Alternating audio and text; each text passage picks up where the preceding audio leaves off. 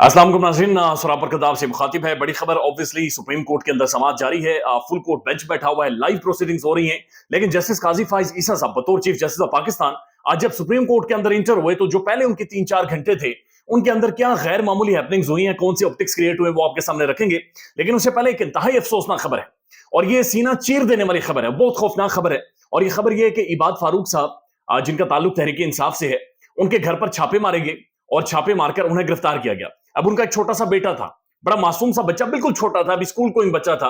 वो बच्चा डिप्रेशन का शिकार हो गया क्योंकि पुलिस रात को भी छापे मारती थी, दिन में भी छापे मारती थी। उसकी वालदा को भी गिरफ्तार किया, उसकी दादी को भी गिरफ्तार किया और वो बच्चा इस कदर डिप्रेशन का मरीज हुआ कि अभी खबरें आ रही हैं कि उस बच्चे का इंतकाल हो गया है, यानी वो बच्चा फौत हो गया है।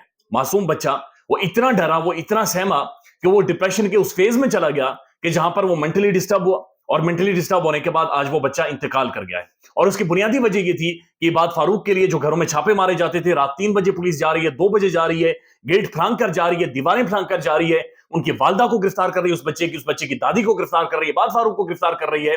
और उसका जो रिजल्ट ये निकला कि वो मासूम जान, एक मासूम बच्चा, वो सारी चीजें बर्दाश्त ही नहीं कर सका और ना सिर्फ वो मेंटली डिस्टर्ब हुआ, डिप्रेशन के एक्यूट डिप्रेशन का शिकार हुआ, बल्कि आज उस बच्चे का इंतकाल हो गया है।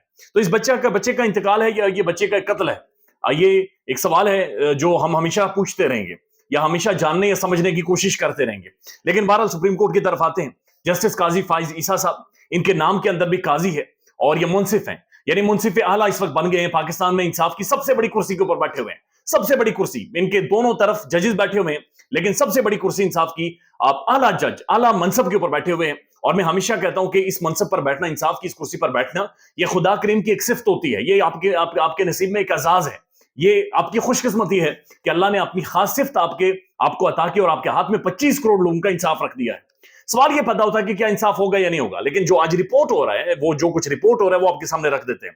अब आप अंदाजा लगाइए कि कितने सारे ऑप्टिक्स हैं जो क्रिएट करते हैं, यानी बहुत सारे रिपोर्टर हैं, मखसूस किस्म के रिपोर्टर्स, वो काजी फाइज ईसा साहब की ऐसी ऐसी तारीफें कर रहे हैं, वो ऐसी ऐसी बातें कर रहे हैं कि ऐसा महसूस हो रहा है कि इनके बस में हो तो वो ये भी रिपोर्ट करेंगे काजी फाइज ईसा साहब ने सुबह उठ के डेंट निकाले, और इतने डेंट निकाले कि इससे पहले पाकिस्तान की तारीख में किसी चीफ जस्टिस ने इतने डेंट नहीं निकाले। यानी अजीबो गरीब सी खबरें, बहुत सारी खबरें रिपोर्ट हो रही हैं। एक खबर ये रिपोर्ट हुई आज सोशल मीडिया के ऊपर कि जनाब जस्टिस काजी फाइज ईसा साहब ने अपनी जो तख्ती है, उस तख्ती के ऊपर चीफ जस्टिस काजी फाइज ईसा नहीं लिखवाया, बल्कि खाली जस्टिस काजी फाइज ईसा लिखवाया। और ये बहुत बड़े ऑप्टिक्स हैं और इससे को मैसेज गया है, यानी वो चीफ जस्टिस लिखवाएं या फिर जस्टिस लिखवाएं, सच्ची बात यह कि वो चीफ जस्टिस हैं। और सच्ची बात यह है कि वो चीफ जस्टिस लिखवाएं या जस्टिस लिखवाएं या जो भी लिखवाएं, उससे मेरे और आपके इंसाफ के तकाजे पूरे नहीं होते। हमारा सबसे बड़ा साफी गायब है, हमारा सबसे बड़ा साफी मारा गया है और उसका मामला भी सुप्रीम कोर्ट के अंदर मौजूद है।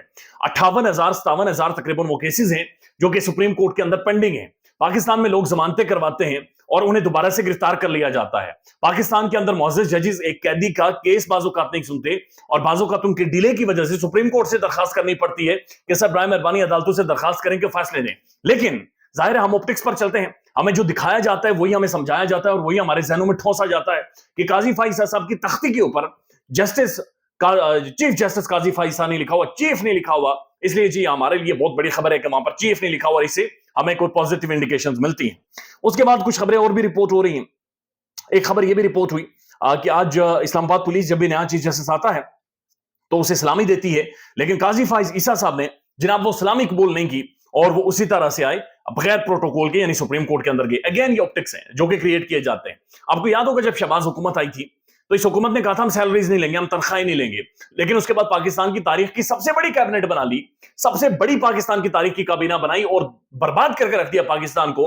और दुनिया के पता नहीं 195 इन्होंने आउटडोर टूर्स किए और भुरकस निकाल दिया अवाम का, तबाही फेर दिया अवाम की। लिहाजा ये ऑप्टिक्स होते हैं। मेरे ख्याल में काजी फाइज साहब प्रोटोकॉल लेते या ना लेते, सलामी लेते या ना लेते, अगेन उसका मेरी और आपकी जिंदगी पर कोई फर्क नहीं पड़ना। अगेन उसका मेरी और आपकी जिंदगी के मामलात से या इंसाफ के मामलात से कोई ताल्लुक नहीं है। काजी फाइज ईसा साहब यानी मीडिया के अटेंशन रहे। इससे पहले वो पार्लियामेंट के अंदर चले गए और वहां पर इन्होंने खिताब किया था। उसके बाद जनावाला में वहां पर चले गए और वहां पर सरेआम पुलिस की खड़े होकर इन्होंने सरजनिश की और सवालात के उठे कि जज का क्या काम है कि एक जो चीफ जस्टिस बनने वाला हो वो वहां पर चला जाए और वहां पर जाकर जड़ेवाला में जाकर पुलिस से तफ्तीश करना शुरू कर दे। जजेस तो फैसले देते हैं और फैसले ऐसे देते हैं कि पतलूनें गिली होती हैं, लेकिन जज उस जगह के ऊपर गया।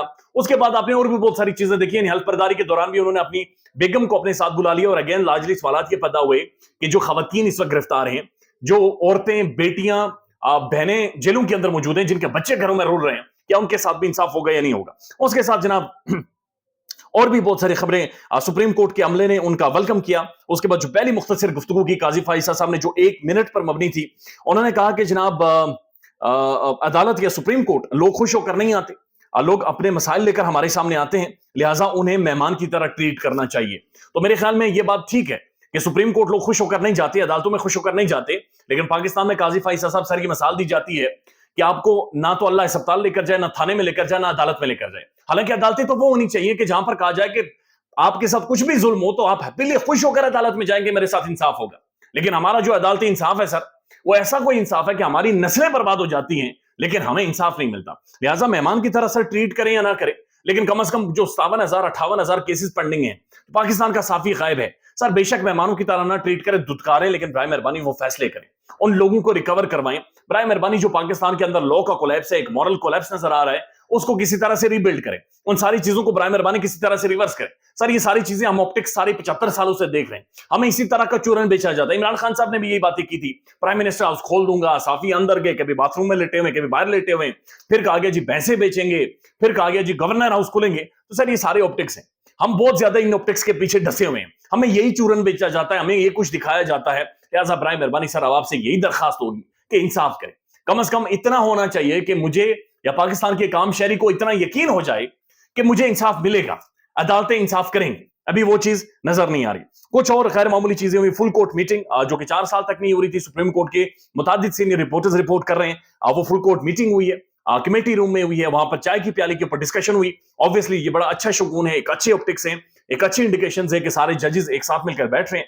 اس کے بعد یہ بھی ہم دیکھ رہے ہیں, بلکہ لائیو پاکستان کے پرائم ٹیلی ویژن نیوز چینلز کے اوپر دیکھ رہے ہیں کہ سپریم کورٹ کی کاروائی لائیو ہے. پریکٹس اینڈ پروسیجر ایکٹ کے اوپر بحث ہو رہی ہے کہ ججز کا جو انٹرنل معاملہ ہے کہ ججز کے اختیارات کیا ہونے چاہیے, بینچز کس طرح سے بننے چاہیے, کس طرح سے نہیں بننے چاہیے, اپیل کو کس طرح سے سنا جائے گا, 30 ڈیز کے اندر کون سے 3 رکنی بینچ. تو بہت ساری جو انٹرنل سپریم کورٹ کے معاملات ہیں ان کے اوپر ایک سماعت جاری ہے. ابھی میں نے سنی نہیں ہے, لیکن بعد میں سنیں گے اور اس کو ڈیٹیل میں رپورٹ بھی آپ کے سامنے کریں گے. تو اچھا لگ رہا ہے کہ پاکستان کے سارے ججز بیٹھے ہوئے, پاکستان کے اسٹیٹ براڈ کاسٹر اور پرائم نیوز چینل اسے رپورٹ کر رہے ہیں, لہٰذا سب دیکھ رہے ہیں. لیکن زبان انگلش ہے, بہت زیادہ لارجلی انگلش میں چیزیں ڈسکس ہو رہی ہیں. تو انگلش سر ہماری قومی زبان ہی نہیں ہے, ہمیں انگلش سمجھ ہی نہیں آتی, تو بڑی مشکل سے بہت ساری چیزیں سمجھ آ رہی ہے کہ اصل میں یہ کہنا کیا چاہتے ہیں اور کیا کیا رہے ہیں.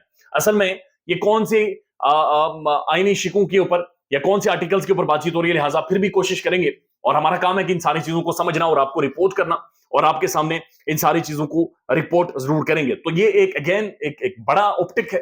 ابھی تک ایک لارجلی ایک میسو میڈیا کوریج قاضی فائز صاحب نے لی ہے, ایک میسو اٹینشن پاکستان بھر میں لی ہے, اور پاکستان کا جو توجہ ہے, توجہ کا مرکز ہے قاضی فائز عیسیٰ صاحب ہے. ایک میڈیا کے اندر ہو, ڈسکشن ہو یا جہاں پر بھی ہو, یہ بھی چیزیں غیر معمولی ہیں. لیکن لیٹس سی کہ معاملات یہاں سے آگے کہاں تک جاتے ہیں.